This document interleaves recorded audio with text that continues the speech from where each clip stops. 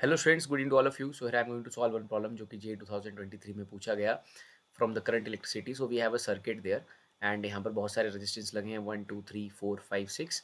And यहाँ पर cell है 24 वोल्ट और सेल का इंटरनल रेजिस्टेंस दिया है 3 ओम. दो रेजिस्टेंसेज यहाँ पर जिनके नाम है R4 और R5 और हमसे पूछा गया है what is the value of current through these two resistances.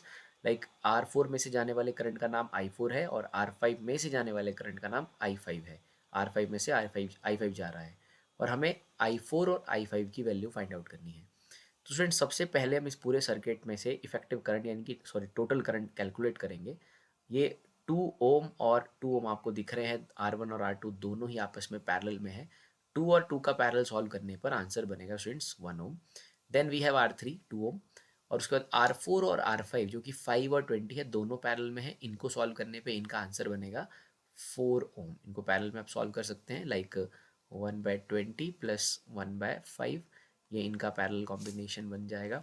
सो आप इसको सॉल्व कर सकते हैं 20 and 5 4. So it is 1/RP. सो यहाँ से RP आ जाएगा आपके पास 20/5 यानी कि 4.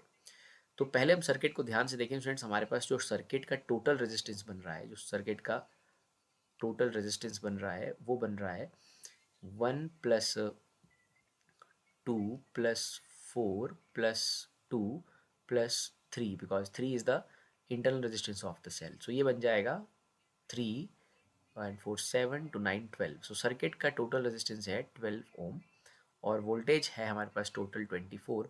सो हम यहाँ से करंट निकाल लेंगे. So current is equal to voltage upon resistance. So it is like 24/12. तो सबसे पहले हमने करंट निकाला जो कि 2 एम्पियर फ्लो कर रहा है. तो स्टूडेंट सर्किट में करंट है 2 एम्पियर. सो बेसिकली करंट यहाँ जब आएगा डिस्ट्रीब्यूट करेगा 2 एम्पियर. हमसे पूछा जा रहा है कि R4 और R5 में से कितना जा रहा है. फ्रेंड्स जब यहाँ पर आपके पास सर्किट में करंट फ्लो करेगा like this R3 and R1 R2 are in the series. So आगे जब करंट फ्लो करेगा यहाँ पर आएगा आपके पास 2 एम्पियर करंट. देन वो 2 एम्पियर अपने रेजिस्टेंस के अकॉर्डिंगली R4 और R5 में से डिस्ट्रीब्यूशन हो जाएगा और उसी को हमें कैलकुलेट करना है. तो अब हमारे पास स्टूडेंट टोटल करंट आ चुका है. हमें सिंपली ये पता करना है कि R4 में से उस 2 एम्पियर में से कितना जाता है और R5 में से कितना जाता है. So it is like I4 + I5. यहीं से हमें एक कंडीशन पता चल गई I4 + I5 is equal to 2 ampere. Like यहाँ पर 2 एम्पियर जब आएगा so it will go accordingly to the resistance value. So R4 और R5 में से टोटल जाएगा 2 एम्पियर और इसमें से जाने वाले करंट का नाम रखा है I4 और इसमें से जाने वाले का नाम रखा है I5. So obviously I4 + I5 का वैल्यू है 2. इसे हम नोट कर लेंगे. देन वी नो दैट कि ये जो R4 और R5 है दोनों पैरेलल में है और दोनों के अक्रॉस जो पोटेंशियल है वो पोटेंशियल डिफरेंस जो है वो सेम टू सेम है. तो मैं सबसे पहले R4 के अक्रॉस पोटेंशियल लिख लूँगा. It is simply I4 R4. Similarly, potential across the R5 it is I5 R5, and then we can easily equate them because both are same. So I4 R4 is equal to I5 R5. Friends यहाँ से हम solve कर लेंगे. सो I4/I5 is equal to R/5/R/5/R/4. R5 की value question में है like 5 and R4 की है 20.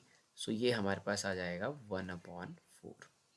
इसे हम ऊपर वाली इक्वेशन में स्टूडेंट सबस्टिट्यूट कर देंगे. So basically I4/I5 I can say I4 is equal to I5/4. I put this in equation 1 and get the answer for I5 there. So ये आ जाएगा I5/4 प्लस I4 की जगह हम सबस्टिट्यूट कर रहे हैं plus I5 is equal to 2. Students then we simply solve this. So ये हमारे पास आ जाएगा 4 and it is I5 plus 4I5 equal to 2. Then it is 5I5 is equal to 8. Then I5 is equal to 8/5.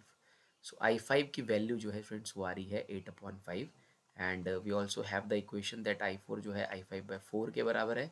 So it is like 8/5 into 1/4. So it is 2/5. So I4 में से जो current जा रहा है वो simply 2/5 है. ये वाला जो करंट है R4 में से इट इज़ 2/5 और जो दूसरा आंसर आया हमारे पास वो आया 8/5. So it is option C there friends. Option C जो है इसका सही आंसर है, I4 का वैल्यू है 2/5 और I5 का वैल्यू है 8/5। सो ये बहुत सिंपल प्रॉब्लम है जिसमें कि आपको सर्किट का टोटल रेजिस्टेंस कैलकुलेट करना था और करंट कैलकुलेट करना था, और देन यहाँ पर जब करंट टोटल हमें मिल गया, so it get distributed like I4 and I5, so I4 plus I5 is equal to 2, and the other condition we use that across both the resistances potential is same, so we equate the potentials across the both the resistances and get our equations and ultimately get the answer. Thank you.